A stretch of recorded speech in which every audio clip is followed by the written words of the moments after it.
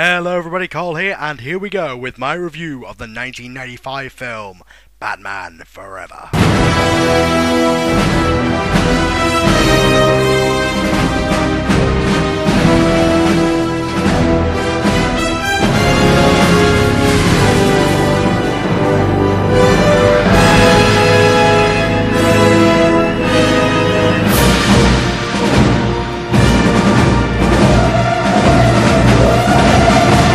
Batman Forever is the Batman film of my childhood. As a boy of 8 years old, I loved this movie. That nostalgia continued right up about until the time I started liking good movies and noticing plot holes. It is also tainted by its sequel, and then when the Nolan films came out, the entire pre-Nolan Batman franchise took a huge step down.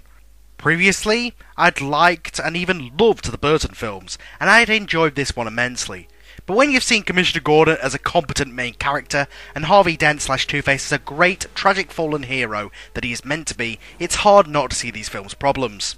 Don't get me wrong, there are still elements I enjoy, and I still maintain that this is a far, far better Batman movie than Returns.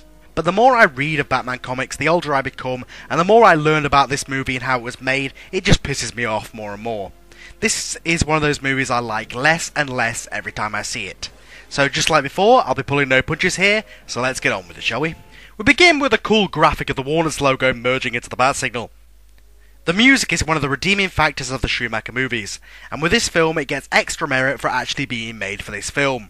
The theme and general score is in tone but does not copy Elfman's. It isn't as iconic as it due to being the theme for another movie. I actually think the music goes a long way to making scenes cooler and even darker than they might be. The score is actually far more gothic than the movie itself. Anyway, for the credits we get shown the typical mid-90s "look what we can do" 3D text. Wow.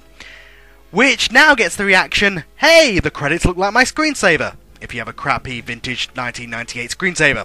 We also find out that Tim Burton is producing, which at the time was probably there to assure fans who liked the Burton movies and didn't want to change. Although after the last film, this movie, we open to Batman suiting and gearing up, this time thankfully without bat ass shots. He walks out and up some steps to reveal the new Batcave and Batmobile, which rises up with a turntable out of the floor. I always found this really cool as a kid, and if there's a garage below it makes sense. I'm in the minority and I actually like this Batmobile as well. Maybe because it's one of the ones I got as a toy as a kid, but I like how it still has a mean edge to it, probably due to the fact that the windshields look like they're frowning. The only thing I don't like is the glowing blue neon and glowing tyres, but it matches Gotham in the film, and we'll get into that in a moment. So we get a cool action opening, a nice new car, Batman looking good in the shadows, and then... Can I persuade you to take a sandwich with you, sir? I'll get drive-through. Immediately we know this film is not going to take itself as seriously-ish as the Burton films, but hey, at least Kilmer is doing a good Batman voice while saying the stupid lines. This is as good a time as any to talk about the new Batman, Val Kilmer, who took over from Keaton when he left with Tim Burton. This is actually to this day my favourite Batman of the Burton-Schumacher era. He does do and say some things really dumb due to writing as Batman, but he's especially good as Bruce Wayne. Apart from the fact that he still has those goddamn eyeglasses, his Bruce Wayne not only looks more like Wayne of the comics, but also acts more like him. He's more confident in his skin, as some have put it. More of a confident playboy rather than the brooding weirdo who everyone would suspect is Batman. This is also, apart from the nipples, my favourite version of the Batsuit. I think it's because it looks like a black version of the Neil Adams Batman, which for me is one of the definitive Batman looks. Anyway, back to the movie. We cut to Tokyo, I mean Gotham. Seriously, how much neon and colour do you need? I mean, look at this, they even have fluorescent coloured spotlights. This is one of the main reasons why the supposed continuity between these films, the last two, are so stretched. Hell, if Bat-Ingle and Michael Gough weren't back, I would assume it was a new continuity. Then again, after the last... Sorry. Anyway, back to Neonville. Joel Schumacher, who I'm sure I don't need to say took over as director, says he wanted to make it look like a comic book come to life. Now, if that comic was from when he was a kid, maybe. It's certainly, colourful. So Batman swings it on a rope, again more like the comics but less practical, to meet Commissioner Gordon and Dr. Chase Meridian, played by a very hot-looking, pre-plastic Michael Jackson-looking Nicole Kidman.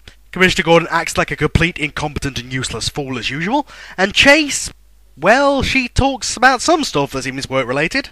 She's a criminal psychologist, by the way, but seems more interested in flirting with Batman while there's a dangerous hostage situation going on. So Batman just leaves.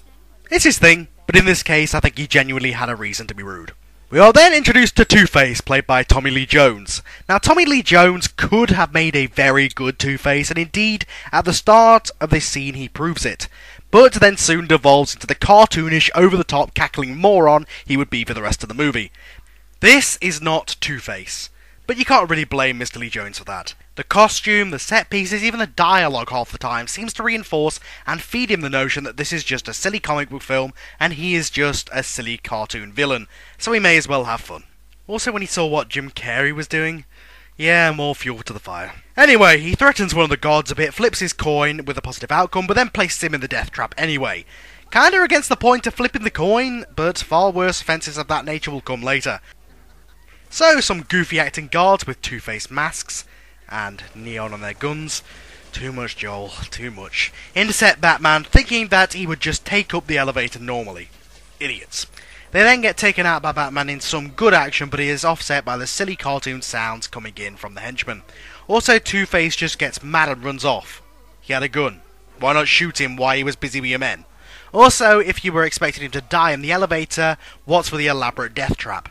Whatever. Batman takes him out and then finds the guard in the vault, but It's a trap! the safe is attached to a helicopter that Two-Face is now in. He cackles and rants at the crowd before letting out Boiling acid! wow, even the guard's acting is incredibly corny. Batman uses his hearing aid to open a safe, which is a nice bit of Batman showing his skills, but shouldn't he have had something like that in the cowl? But that is a very minor gripe compared to what he does next. You see, Batman grabs the chain attached to the helicopter and attaches the safe to a bat grappling line. He then slices the chain in two, leaving the safe to fall down and slide perfectly in the exact spot where it came from. Yeah, right. Anyway, Batman hangs onto the chain until Two-Face maniacally flies the helicopter into a neon sign. Yeah, I know, more. And it looks like he's dead. But no, of course not, he somehow survived. Two-Face tries to shoot him, causing him to electrocute his own man, then aims the chopper for the Statue of Liberty. Okay. And then attaches a lock on the wheel before delivering some hammy dialogue some more, and then parachuting to safety. Oh, come on, even his parachute is customised? Really? He also laughs like the Joker, who he's acting way more like here as he drops. Back on the helicopter, Batman manages to leap out just in time and survive. We then cut to Bruce Wayne, complete with glasses, visiting Wayne Enterprises' tech division, which somehow makes the news. Maybe 24/7 was invented in the DCU first. We then see Edward Nygma, played by Jim Carrey, who seems obsessed with Bruce Wayne, almost in love. But when he shows the man of his dreams his genius invention of 3D TV, wow, Cameron, he beat you to it. He gets rejected because it's a gimmick, damn it, and Bruce is a money-hungry corporation looking to cash in. No, really, it's because Nygma says it manipulates brainwaves, and Bruce doesn't like the sound of that, saying, in a clever bit of writing, it raises too many questions. Jim Carrey is great in this scene. He plays a creepy stalker very well. Over the top, yes, but still good. Bruce is called away when he sees the bat signal and goes straight to his office, down through an extremely obvious hidden door into a capsule that apparently transports him all the way to Wayne Manor on the city outskirts in a matter of seconds. Man, I gotta get me one of those. He then suits up and drives out impractically fast to police headquarters. Seriously, watch. He then finds out that it's Chase that turned on the signal and there is no emergency. She just wanted a chance to, as he puts it, get under his cape. He quite rightly tells her off about that, but she practically throws herself at him. He gets some incredibly corny lines like, chicks dig the car, but overall I like Batman's reaction to her, that of being uncomfortable with it and then trying his best to blow her off. She insists though, even referencing Catwoman, which is nice, and even trying to use the clinically interested angle. But then Commissioner Gordon shows up, out bumbling himself by showing up in his nightgown and slippers and acting like the only thing he should be running is the chess club at the old folks' home. Batman uses this chance to get the hell out of there. Oh my, is that a neon clock? Anyway, he is apparently the most precise space jumper in the world because he jumps from the roof, through a road, and right into the seat of his car. Dear God. Meanwhile, Edward Nygma is caught by his boss still working on the cancelled 3D TV project. Guess James Cameron sued over the rights or something. But when he goes to call security, for some reason, Nygma snaps and hits him with a coffee cup. He then ties his boss up and forces him to watch his 3D TV, finding out by accident that it somehow also drains his mind and gives the user's IQ to Nygma. One question, if he didn't know this would happen, why the hell did he have a device on his head too?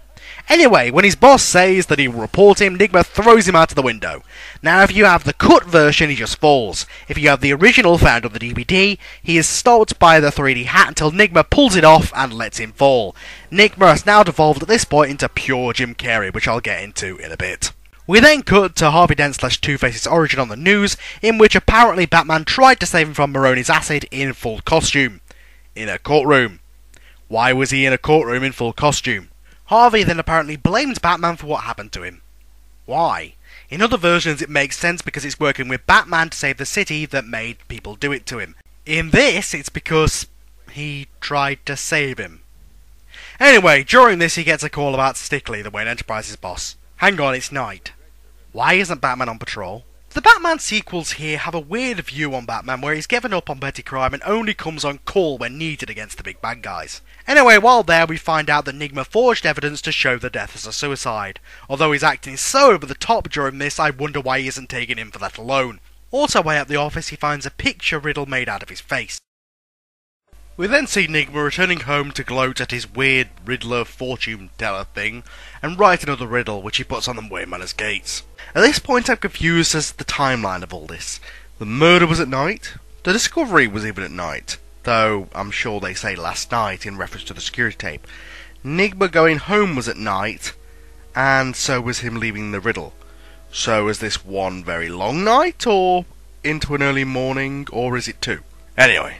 The next day after that, whatever that is, Bruce goes to an appointment with Chase Meridian at police headquarters, complete with knocking down the door because he heard her working out and thought she was in trouble. Once again proving that Bruce Wayne of this continuity knows absolutely nothing about keeping a secret identity. He shows her both riddles and she gives him a professional opinion that he's a whack job who's obsessed with him and wants to kill him. Now at this point, I could work out who that was, never mind the world's greatest detective, but whatever. He also looks at the worst Rorschach in the world that is plainly a bat, and a Dream Warden which is plainly Two-Face. All wraps up with inviting her to the charity circus with him. They then happily, too happily for Commissioner Gordon's case, watch the Flying Graysons. Chase tells Bruce that she can't go rock climbing with him because she's met someone. Bruce figures out that she's obviously talking about Batman, which leads me to believe that this is the second creepy stalker in this movie. Or a groupie, take your pick. This is interrupted by Two-Face, who plants a bomb and sets it off on a 2-minute timer, saying he will detonate it unless someone tells him who Batman is. Bruce tries to give himself up, but no one hears him. He then goes about, once again, being the worst double identity keeper in history, by taking out the henchman and swinging in like Batman. Meanwhile, the Graysons try and succeed at getting rid of the bomb. Dick takes it, but Two-Face shoots the wires, sending the rest of the family falling to their death. Dick somehow comes up from the sewer with the bomb. Where was this circus underground? And he gets rid of the bomb. But when he gets back, Two-Face is gone and his family is dead.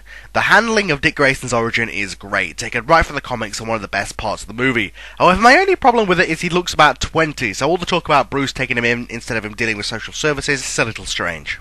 But Bruce does indeed take him in one of the best and most serious scenes of the film, where Commissioner Gordon actually looks like he's an actual cop. But it seems that he only takes him in because Gordon asks him. I think I prefer the version where Bruce volunteers because of the acknowledgement that they are the same, but that comes in later. Dick at first tries to leave and go to kill Two-Face, but Bruce convinces him to stay by offering him a job fixing his vintage bikes and being able to keep one as a fee. We then see Bruce having flashbacks to his parents' death and funeral, haunted by the new image of a red book. He is interrupted by Alfred and tells him, "I killed them." He then corrects himself to say Two-Face killed that boy's parents.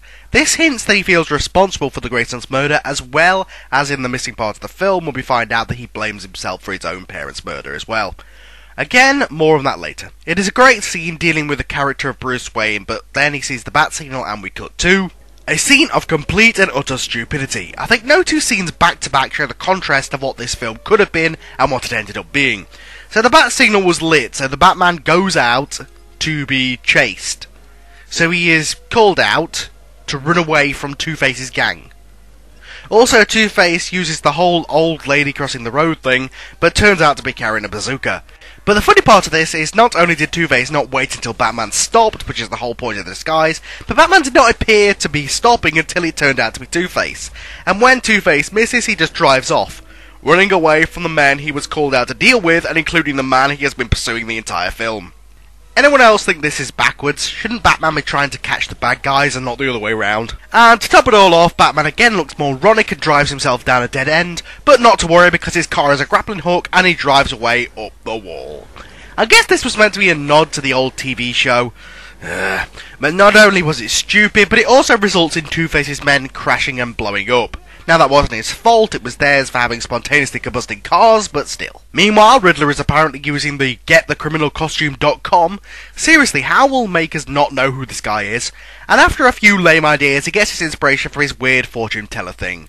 He apparently has figures as his future self all over his office and house also. If that's the case, then the makers of that character should sue him for copyright. Cut to Two-Face in his two-halved layer with two girlfriends. And a room split right down the middle, just like him. That's just... yeah. But his evening is interrupted by the appearance of the puzzling figure that come to life, the Riddler, complete with Batman eye makeup. They banter back and forth for a bit. Two-Face wanted to kill him, deciding that without the coin first man knew, but ultimately after being shown the box, which is somehow already in the layer, Riddler makes an offer that if Two-Face helps him steal enough to start up a super empire of a company that will get a box on every TV in town, he will help him find out who Batman is. Two-Face finally flips the coin and it comes up heads on the idea.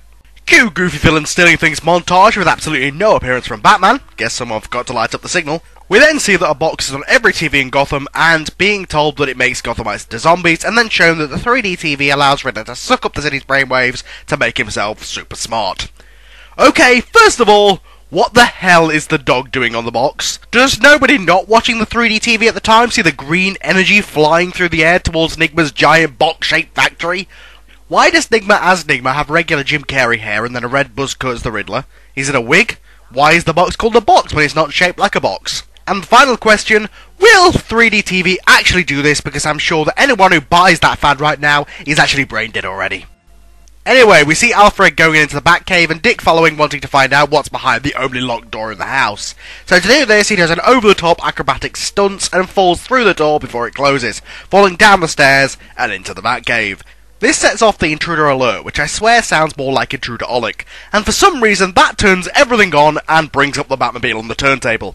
As Captain Logan of Geeks Not Nerds said, "Intruder alert, here's the car, feel free to steal it or blow it up." Stupid, stupid. Alfred reacts to this by frowning at him. Meanwhile, Chase must be the biggest cock tease in history, inviting Bruce around, but telling him that she met Batman but she can't do things with him. What a bitch! Anyway, Bruce tells him about his parents' murder and his dreams while they share a cup of coffee. He also discovers her Batman collection, again, stalker much. Also, who took those pictures? Didn't Batman used to steal film from anyone who would get a good shot of him? This all leads to her asking him if he's jealous, flirting some more, and then sharing a brief kiss until Alfred calls and tells him that he took the car. Wait, if you have an intruder alert and a special communicator watch, which Chase doesn't even blink at by the way, should the alert have wired into that watch somehow, so that he knows that an intruder alert is going on? Also, what the hell did Alfred do to stop Dick from taking the car? Did he just step aside? Go ahead, young sir. Bruce, at this point, Alfred should have been fired so many times. Anyway, we see Dick using the Batmobile as his own personal lowrider, even hopping it up and down, and somehow was able to split the dorsal fin into two. That's until he comes across the Neon Gang, seriously, and fights their boss and frees a girl that was their captive, even claiming that he's Batman and kissing the girl. Where do I begin? When the Batmobile shows up, the hookers don't even blink. When Dick claims he's Batman, I'd take him a bit more seriously considering the fact he showed up in the Batmobile. And even if they don't believe him, would they remember his face? And if they're smart enough, figure out that he lives with Bruce and Bruce is Batman? God damn it, I used to like this movie. Anyway, the Neon Gang gets reinforcements complete with lightsabers, and then it looks like it's all over for Dickie Boy, but then the real Batman shows up and that sends the gang running. The moments like this are pretty damn cool. At least in this film, Batman is still a feared creature of the night, even if he's been feared by neon punks. We then get a really nice bit of Grayson beating the hell out of Batman and yelling at him that it's his fault that his parents are dead for not telling Two-Face who he was at the circus. Batman tells him that if Bruce Wayne could have given his life for his parents, he would have. But this is all why he lets Dick hit him, either to let him burn it off, or because he agrees. They then return to the Batcave and share a well-written scene about Dick wanting to be Bruce's partner, Bruce revealing that they both have the same tragic past and about revenge. Bruce seems to be saying to him, "I killed the man who killed my parents, and I've killed since. I now see that revenge has become my whole life." This not only shows Mr. Burton why heroes should never kill, but also is a nice bit of bridging continuity, showing why Batman doesn't kill now. Again, the Grayson and Bruce relationship is extremely well handled here. Right you, it's clobbering time. Bruce, Dick and Chase then go to Edward Nygma's ball celebration success of the box. Oh my god, even the decor and the band's guitars are neon. Nygma glows at Bruce to suit his own ego and then shows off his new and improved box, which is now the worst holodeck in history, with landscapes looking like backdrops. He then tops that all off by stealing Chase for a dance. Whoa, is that Drew Barrymore as Harvey Dent's side girlfriend? She flirts with Bruce for a bit and shows him how to turn off the machine so he can go look inside, but she has a spare and Bruce is caught by the machine, which somehow now takes way longer to work and seems to be set to its other setting of read mind as opposed to virtual fantasy. This is interrupted by the appearance of Two-Face, in a two-halved tux, who holds the place hostage to draw out Batman. Batman is indeed there to see, and then slides down and getting to Alfred, who has his suit in the car. Carey, I mean Nygma, runs up to Two-Face and asks him what the hell he is doing crashing his party. Two-Face says that he's tired of waiting for Nygma to deliver the Batman, and he reveals his plan. Nygma replies with this. The least you could have done is let me in on the caper. We could have organized this, planned it, pre-sold the movie rights. Movie rights? Was that meant to be fourth wall breaking? Whatever it was a dumb line. Anyway, Batman shows up in spectacular fashion, pleasing his most mentally handicapped fan. And takes out most of Two-Face's men. Two-Face calls for phase 2 when he and the rest of them escape. Batman goes after them, but not before Chase smacks him one on the lips and asks him to come to hers at midnight. She then practically looks like she has an orgasm as she watches him leave. He climbs out onto the roof and looks down with apparently the best eyesight in history, and yet he needs glasses, seeing Two-Face drop under a construction mineshaft. He then jumps with no evidence that his cape is breaking his fall about 100 feet, and somehow lands in the tube, sending him down into a boxed off area. It's a trap! Two-Face gives yet another corny one-liner and sets fire to the gas he has pointing towards him, sending the fireball at Batman. Batman's cape, though, seems to be multi-purpose, protecting him from this. And...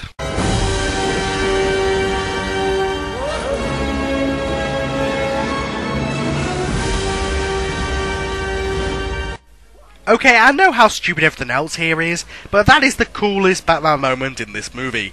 He looks damn cool and damn pissed. Two-Face takes it well, screaming, "Why can't you just die?" and shooting the platform from under him, burying him alive under the dirt. But luckily for him, Robin shows up with a mask and cape attached to his circus outfit to save him. We then get another good scene between Dick and Bruce, in which Dick throws out opinions for his name, including Nightwing, which is cool, but Bruce refuses and seems mad that he was even there. Dick rightfully says, "Screw you, I saved your life," and tells Alfred to go put the circus suit by the Batsuit. And when he actually goes to do it, Bruce rightfully tells him that he's encouraging him, but Alfred responds with a good line about men like him needing little encouragement, but needing guidance. This personifies Alfred's role and how important he is.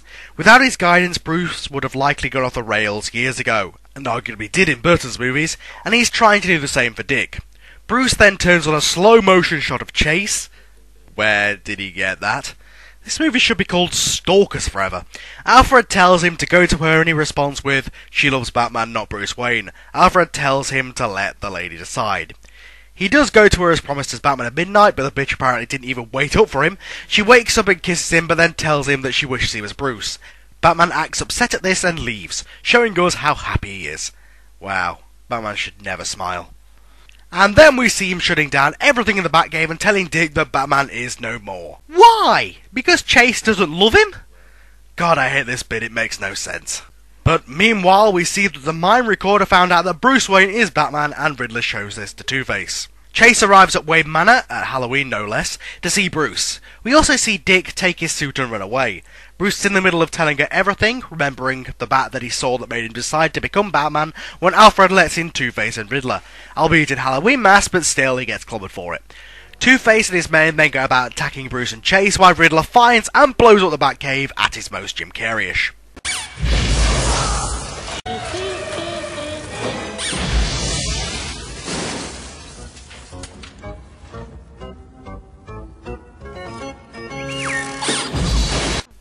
Two-Face, meanwhile, sits on a chair and flips a coin over and over until he gets tails.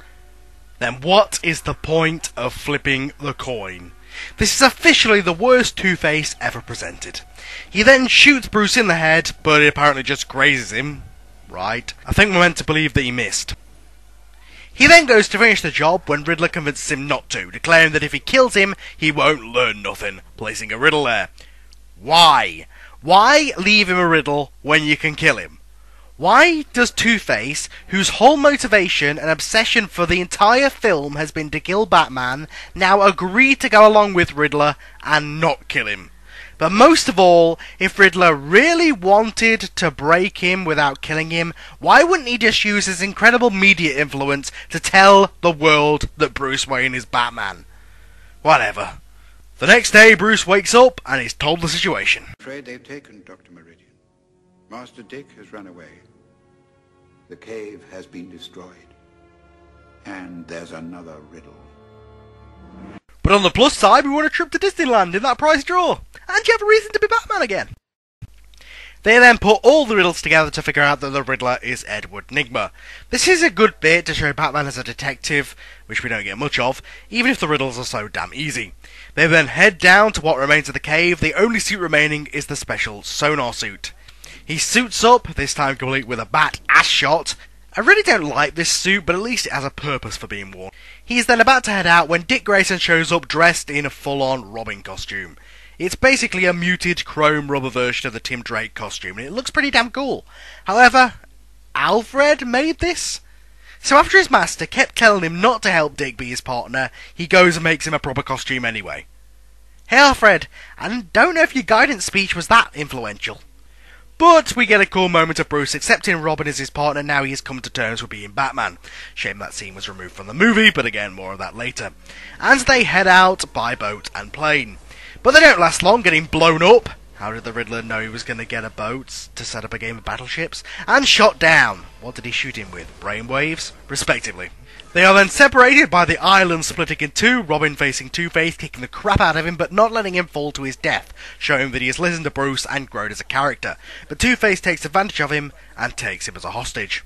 Meanwhile, Batman finds a door in the island platform, but Batman manages to escape this bizarre death trap thing by using his jet boots, and goes through the very spot of the roof that he happens to head towards, where Riddler is waiting with a dramatic entrance complete with a special costume for the occasion. Wait, if he expected the death trap to kill Batman, then why is he waiting so on cue for him and then has this next one already set up? Anyway, he jokes and taunts for a bit and generally is Jim Carrey at his most over the top. For if knowledge is power, then a god am.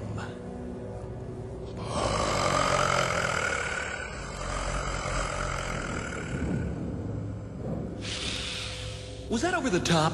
I can never tell. Hang on. He's meant to be sucking up intelligence. But nothing he's done in this movie has required any form of high IQ. He's never shown anything that shows that he has a high IQ, short of designing the box. And that was before he got smarter. Now he's acquired knowledge and used that, I'll grant you that, but his riddles are about on par with what you get in some RPG games.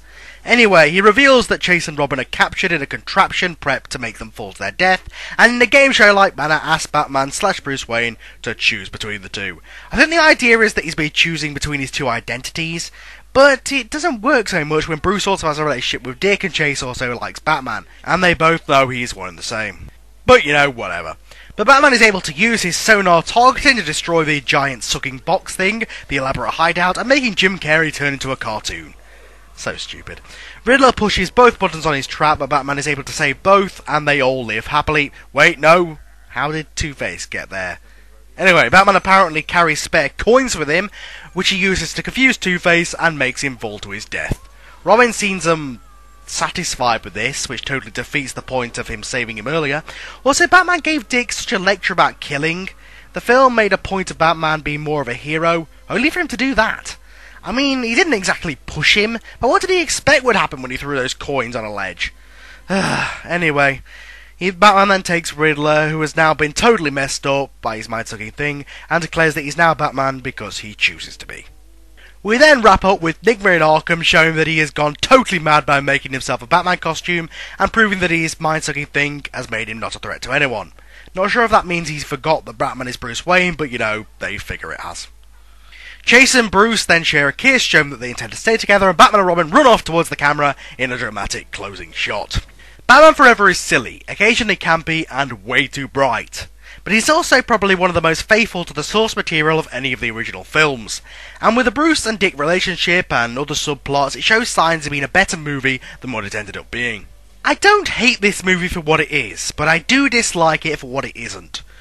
The darker, more serious moments are a layover from the original script penned by the Bachelors, and the scene that would have not only made Bruce's character arc, but also the title make sense, was deleted. In a deleted scene, Bruce finds a red book saying that his father wrote that his parents wanted to stay in that night, but Bruce wanted to see the movie. This lets us in on why Bruce blamed himself over those years, and why he buried it in his memory. He then relives that memory by seeing the giant bat and stretching his arms out to accept it as his true form, accepting himself as Batman. This is not only a great and powerful scene, but also makes everything Bruce says and does in the film make sense. The fact that it was deleted makes this a worse film than it would have been with its inclusion. In fact, I and many others would call this the best Batman story about Bruce Wayne and Batman of the pre-Nolan films had it been included. So, the verdict. Two-Face is terrible, most of the time Jim Carrey is just playing Jim Carrey, albeit entertaining, and there are several moments that make no sense and plot holes bigger than the entire Batcave. But Dick Grayson is good, the origin is handled very well, and he serves a purpose for Bruce's arc, and is not the whiny bitch that he will be in the next movie. Bruce Wayne and Batman are done well, albeit with silly one-liners, and the overall subplots are done rather well. So this is the middle-of-the-road Batman movie that leans towards being bad. It could have been a lot better with the deleted scenes, and the neon and bright colours are way too much, but at least it isn't pretending to be something it's not, like Batman Returns, or a total travesty like the next film. It has good moments, you just have to turn your brain off for the rest of the time. So that's Forever. Next, oh boy, we dig into the big one that I'm sure you've all been waiting for me to do. That movie, known throughout the world as the movie that killed several careers and the Batman film franchise for several years. The movie simply known as Batman and Robin.